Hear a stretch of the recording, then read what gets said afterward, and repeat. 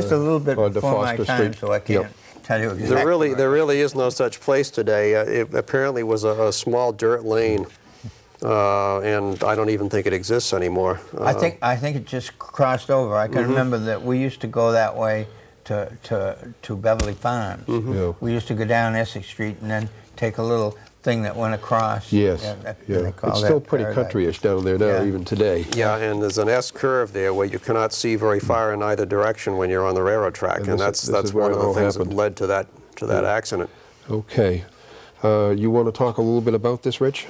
It was something that is so typical of railroading in that era. It's called a cornfield meet. In other words, two trains would meet in a cornfield because of a mix-up in running orders or whatever on a single-track line. And the old joke was that they were running on smoke orders. In other words, they ran till they saw smoke coming in the other direction and they knew they were on the wrong track. Well, that's what's happened here. You had a single track, you had a passenger train inbound to Boston in the late afternoon coming from Gloucester, and you had a freight extra coming from Salem back to Gloucester with a boxcar load of horses. And he was supposed to have taken a siding at Montserrat and wait for the inbound passenger train to pass him at that point, but for some reason decided to push on and try and make it to the next station, which would have been Pride's Crossing, thinking that he had time to get there before the passenger train was due, when in fact it was within 2 or 3 minutes of the time the train was due to leave Beverly Farms, and there was no way that he could have made it. No. And that's what caused the accident, and they met right in the middle of the Paradise Crossing S curve. Head on. Head on, and pretty much destroyed both locomotives. The only person who was killed was a brakeman on the freight engine who jumped and hit his head on a boulder. Some other people were badly injured, including a few passengers, but the only other fatalities were the horses. Yeah.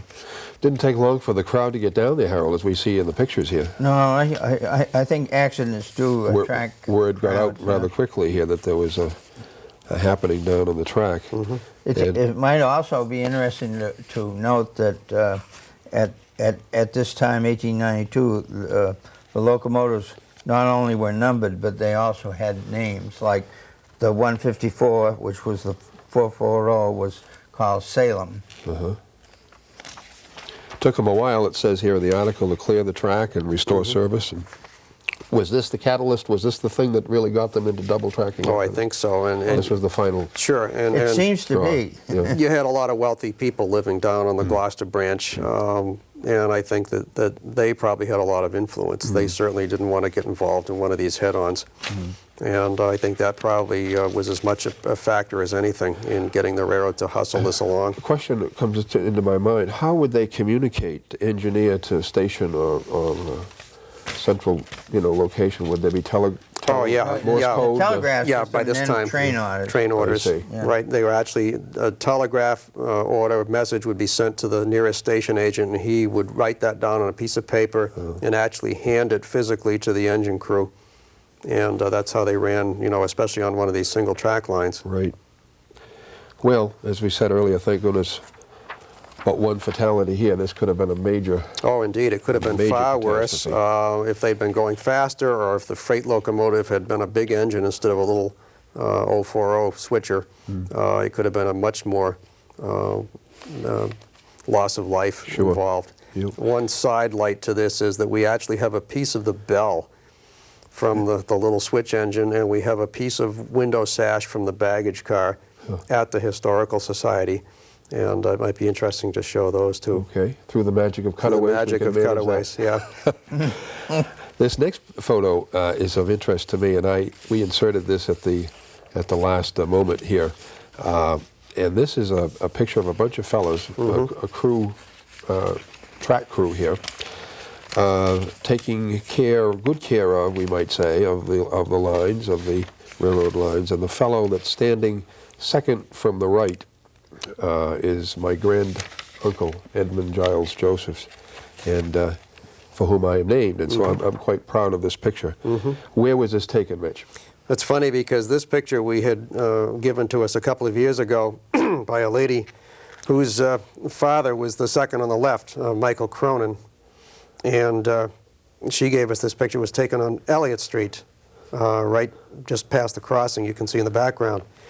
And this was a section crew, and they would be in charge of maintaining a section of track. That's where the word came from. And they'd patrol that section each day and drive in loose spikes and fix any track that was out of alignment or replace ties, that sort of thing. And their mode of transport was this pump hand car that you actually pumped up and down by hand. As you can see the handle there. One fella, Harold, on one end and the other fellow on the other end, and pumping away like mad, huh? The thing would propel itself down the track. My granduncle, Ed, here, told me before he passed on, and I was a youngster when he did pass away, but he told me that he was a gardener for the railroad, and his job was to go down to the various depot areas, and especially in the summertime, and maintain the shrubbery and the plants and the grass, and keep everything rather nicely tuned in for the people to enjoy as they waited for trains. That's something we don't see today. Well, around the gate tender shacks, a lot of times they had flowers. You know, it's like one of those massive plantings all around. A little nicety that we don't somehow have the time for today. They do get dusty after a while. Well, the railroad was important in that day and age, and you know, was looked on by all the community members as being probably the predominant thing in town, and that's why they did that sort of thing. Sure. A nice, lusty bunch of fellas here, Harold. They all look like they could take care of themselves, don't they? And then some. And where did you say this was, Rich, again? This was at Elliott Street Crossing on the main line. That's right down across from where the parking lot for Reed Brothers, the former Reed Brothers, is there, which is where that house is in the background on the left. Good enough. Good enough. Now, 1900, a Boston-bound train at Montserrat, Rich, and you have a little story about that ivy that's growing there. Yeah, Montserrat Depot for many years had a thick growth of ivy on each one of those uprights supporting the platform canopy, and that's nice. It makes the station look good. But we noticed in one picture, in fact, I guess it was a railroad publicity photo, that the ivy was all rolled down to the bottom, and they were painting the station. So apparently that you could unroll all those rows of ivy and just lay them right flat on the ground, and then after the paint dried, you'd heist them back up again like a flag on a pole and hook them up to the top, and they'd be good until the next paint job. That sounds reasonable, A Harold. lot of this stuff did a twist around. Yeah, that's right. And I imagine they just unraveled it and laid it down and unraveled it back up again. The thing here that strikes me is the absence of trees, and this was not long to be because, as I understand it, Mr. Henry Peabody was soon to take up residence in this area, and he is responsible for all of it. Yep. Even today, you can see some of the vestiges of his tree planting. That's right. Yeah, it was pretty barren when this was taken. It sure was. Sure was. It might be interesting also to point out that the lantern to light the area there was quite typical of those they used in stations. And I have a globe at home of one of those station lanterns. What are we talking, gas, kerosene here? Or? It's probably kerosene. Kerosene. Yeah, I would think so. Okay. Now, Harold, we have next a photograph here, and this is a real eye-opener for me. I had never seen this one. This, as we know, the United Shoe was being constructed in the year of 1903, and this picture is dated 11/1/1903, and we see the very foundations of the shoe buildings here. That's exactly what it is, foundations. And to the right is the mainline track. And if you notice, there's a gantry both on this side and the southern side, and one on the northern side, and a great big cable between the two.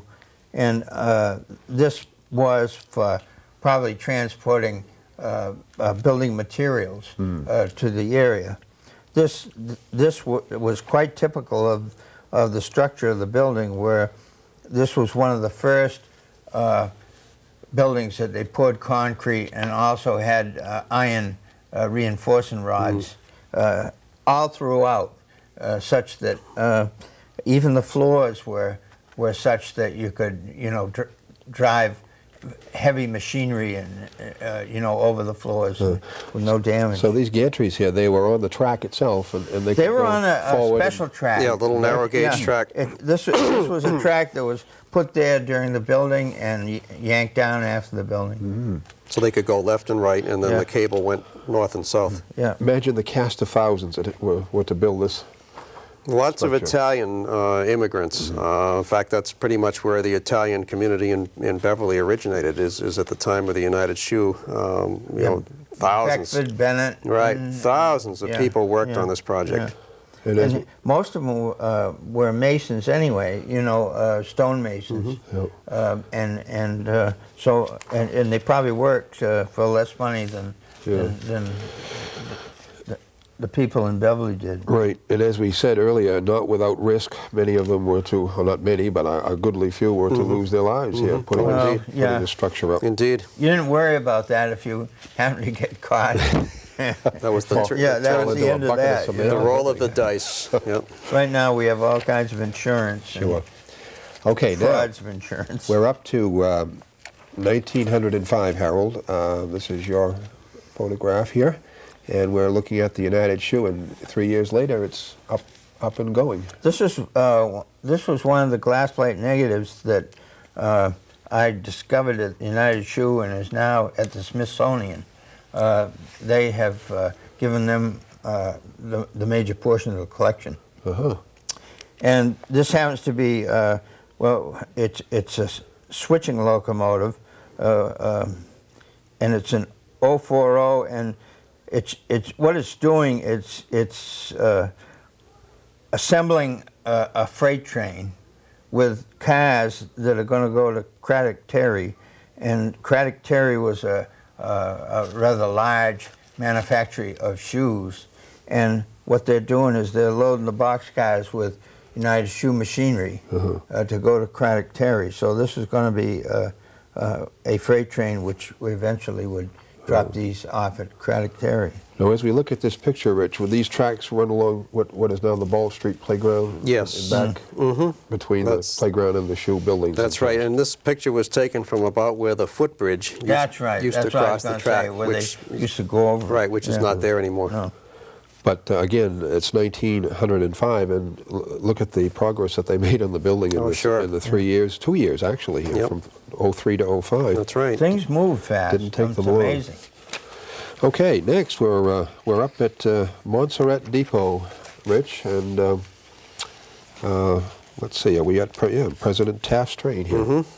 When President Taft had his summer White House in Beverly, he obviously came here by train and had his own private cars and his own Secret Service and traveling entourage and what have you. And this picture was taken right at the depot at Montserrat. You're looking toward downtown Beverly from Essex Street crossing. And you'll notice that the locomotive has got white flags on the front of it, which designates this as an extra train, and you can see that again in the headlight up in front of the smokestack. There's an X number up there, X906, 906 being the locomotive number. This is extra 906. So that's just to run the president down from Boston out to Montserrat. They've probably taken the entire branch, if not the entire Eastern Division for the day, because the locomotive is facing outbound on the inbound track. So quite likely nothing else even turned a wheel on this whole branch during the course of this trip. Where might this engine have turned around, Rich, as they did turn, You can turn turn around it in in those Beverly. days? You could probably back down to Beverly Yard and turn there. That would have been the closest turntable. I see. And the president would have gotten off the train here and perhaps proceeded down Corning Street? Yep. And if he was staying at Parramatta later on, there he was, or he went further down to Lynch Park. That's or, right, which Burgess was Point. Burgess Point in those days. That's right. Okay, President William Taft. Now, the next group of pictures here that that we have is of great interest to me anyway, because it significantly shows the transition of Gloucester Crossing in vivid portrait, I think. Here we have a series of 4 pictures that we're going to reflect on for just a moment. And the first one is dated 1911. Harold, would you start us off here?